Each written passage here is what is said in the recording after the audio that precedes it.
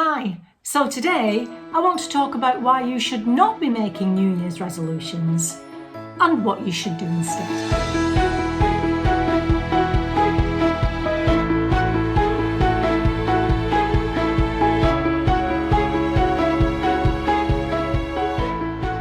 Hi, my name's Christine Conroy. Welcome back to Happy Stuff and Fluff, a channel for women who are getting happy, living longer and growing younger. Yes, welcome back. I'm really pleased to be here. I have missed you over the holiday season. Did you have a nice Christmas? Did you have a wonderful Christmas? I sincerely hope you did, especially this Christmas. I think we all needed it, didn't we? Please tell me about your Christmas in the comments box below, and if you want to go into even more detail, shoot over to the community tab and tell me about it there. I'd really love to know. I'll leave a direct link to the community tab in the description portion of the video so you can shoot over there and we can have a chat. And speaking about chat, if you want to stay to the end of this video, I'll tell you a little bit about my Christmas.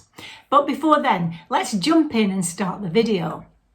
So if you've been with me for any length of time, you will know I do not believe in New Year's resolutions, simply because the statistics are so high for failure to stick to New Year's resolutions, and that's for all kinds of reasons. I explain a bit about that in a second. And January, many people feel, is a bit of a down month anyway. I think once we make a New Year's resolution and then don't stick to it, and then we start to get down on ourselves because of it. And this is at the beginning of the year, which we can do well without. So I don't want you to make New Year's resolutions, but I do know that at this time of year, we have this urge, don't we, to want to make changes and so on. Well, I want to talk about how you can do that. So when I was thinking about what I wanted to say to you today, I had a look back at some of the things I've said to you before at this time of year, and there's one video in particular when I watched, I thought, well, I couldn't say it any better than that. And it's a video from 2 years ago, I think, just before COVID hit. But everything I say in that video is particularly relevant to you and to us on the channel moving forward. So I'm going to play a clip of that shortly. Now, you may have seen it before. It will help you to listen to it again.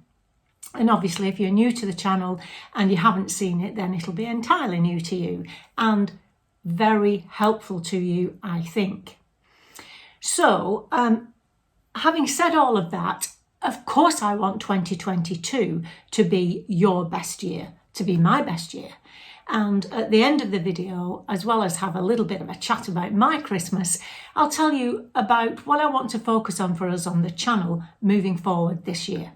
Okay, so sit back, watch the clip, and I'll see you on the other side. Let me free you from the tyranny of New Year's resolutions. Okay, so New year, new you? Probably not.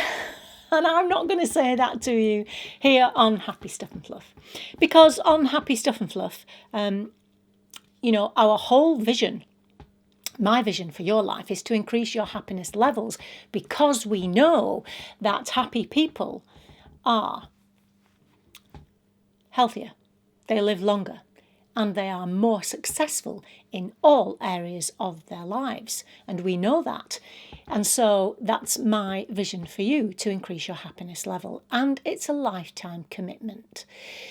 New Year's resolutions, the statistic is very high for failure of New Year's resolutions. A lot of that is because people do silly things and set silly resolutions.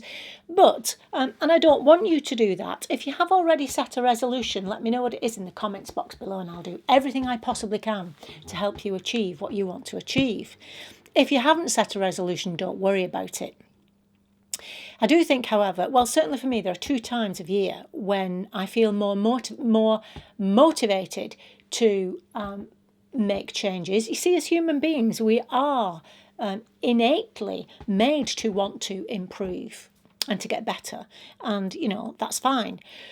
But it has to be done, as I say, as a kind of lifetime commitment, because your brain does not like change. Your brain, the ancient brain, wants you to survive, and it fears change, which is why change is so difficult, which is why saying I want to lose a stone in 6 weeks is not going to happen, because something at the back of you is going to say, no chance, that's not going to happen. You're never going to lose that kind of weight. What are you bothering doing this for? Break your diet. Look at that lovely cream cake, and so on. You don't stand a chance. What you have to do, if you're going to do it at all, and this is when we talk about goal setting. I'm a huge fan of goal setting and making plans. I'll link the goal setting videos here. Is to make small changes, small incremental changes, sometimes so small that your brain doesn't even recognise it as a change. And if you keep making small incremental changes, they compound. And before your brain knows it, you've done this thing and you haven't suffered at all. In a way, you should thank your brain for it. It doesn't want you to suffer. It doesn't want you to make big changes. So you've got to fool your brain and do things small, incremental changes. So I still firmly believe in thinking about, okay, let's backtrack here. What I want you to do, buy yourself a new journal or a new notebook, nothing in it at all. Pick up your pen and think about the kind of person you want to be in 2020. 2020 vision is all about clarity, and we need to get clear about what we want to do, where we want to go, who we want to be.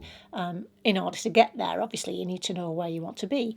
So, write down the kind of person you would like to be in 2020. Take as long as you like on it. It's a really good exercise to do. And then what I want you to do is turn over the pages away from that and write down your top 5 values. What are the top 5 things that are important to you?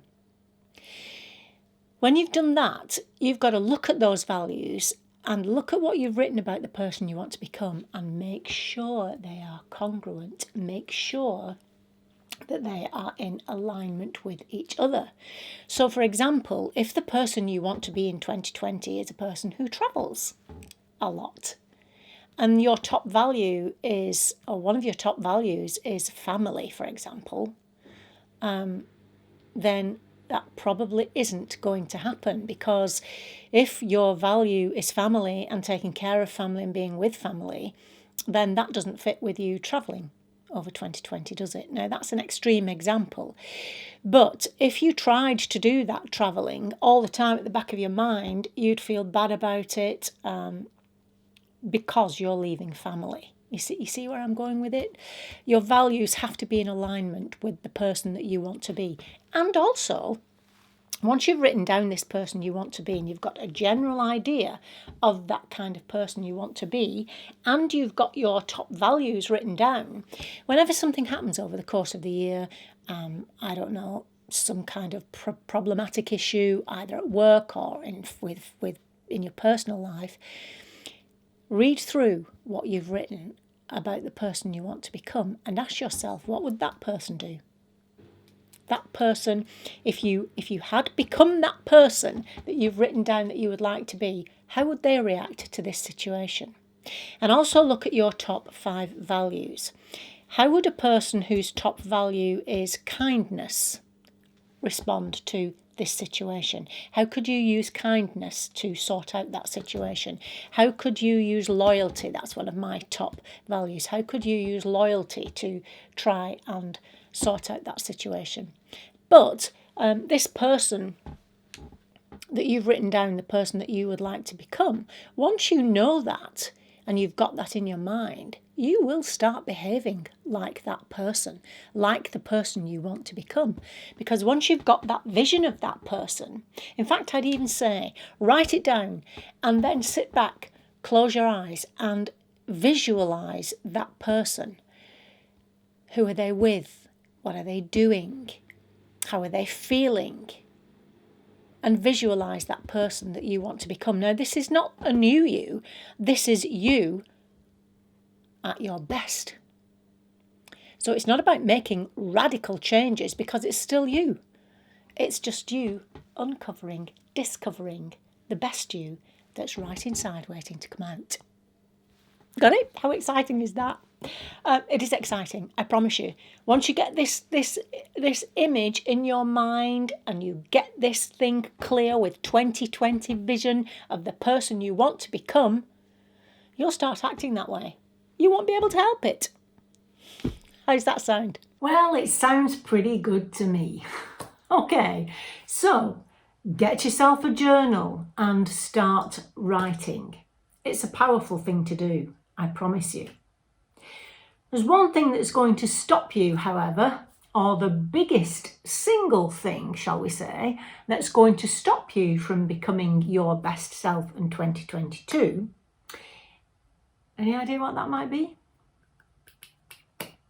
The single biggest thing that is going to stop you is your way of thinking, your negative thinking, your thoughts. You're constantly berating yourself, saying, I can't, calling yourself names, putting yourself down. Those are the things that are going to stop you more than anything else from becoming this best person that you write about. And so, in 2022, we are going to banish negative self-talk. We're going to deal with it. We can't get rid of it altogether, but what we're going to do is deal with it. I was listening to Brendan Machard talking, and he talks about this, and he's quite fierce about it. He says, this negative self-thinking belongs in the playground. We're grown-ups now. We need to learn how to stop doing it. And I'm with him 100% on that, and we're going to do that on this channel across 2022, slowly, step by step, incremental, and you're going to become that best person that you write about the minute this video is finished. Okay, so that's just one of the things that we're going to be doing in 2022. Now then, just before I tell you about my Christmas, I would like to propose a toast to the happiest, healthiest, most peaceful, happy New Year. I know it should be champagne, but it is 11:30 in the morning here, and even for me, that's a little bit too early to be drinking champagne. So, Happy New Year to you. Now, my Christmas was lovely. Oh, you know, one of the nicest things for me now at Christmas time is having all my family under the same roof. My children, their partners, my grandchildren, and of course Mr. Kitchen, all having a good time. That's all I want for Christmas. And I got it this year for a few days. We were all together. It was lovely. We also got together with neighbours, which was delightful. And we went to Fountains Abbey. I can't remember actually if I've talked about Fountains Abbey. I must have. We haven't been able to go because of COVID for the last few years, then because Charlotte was ill the year before that. But every year since the children were this big, we've travelled on Boxing Day to Fountains Abbey. I'm going to leave a picture here, if I can, of Fountains Abbey. They have a service in the Abbey. It is a ruin, but they have a service which is packed full, and it's the most atmospheric service I've ever been to.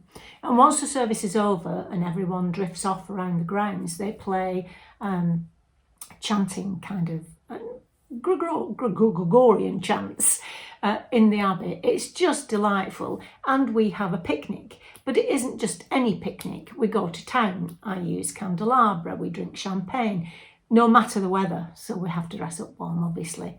I know it sounds crazy, but we've done that every year. And unfortunately, we were not able to do it for the last 3 years. And now that we've moved, we are, Fountains Abbey is probably about 2.5 hours away, and we have to get there at a certain time to catch the service. So it was an effort, and I wasn't sure I wanted to do it, but boy was I glad when we did. It gets to me here and I feel revitalised. I feel revitalised when I've been. That was one of the highlights, I think, of Christmas.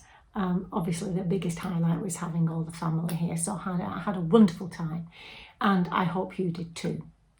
let's crack on with 2022 and let's make it our best year yet. I'll see you next time, and until then, remember that on the Happy Stuff and Fluff, we are getting happy, we are living longer, and we are growing younger. I'll see you next time. Bye-bye.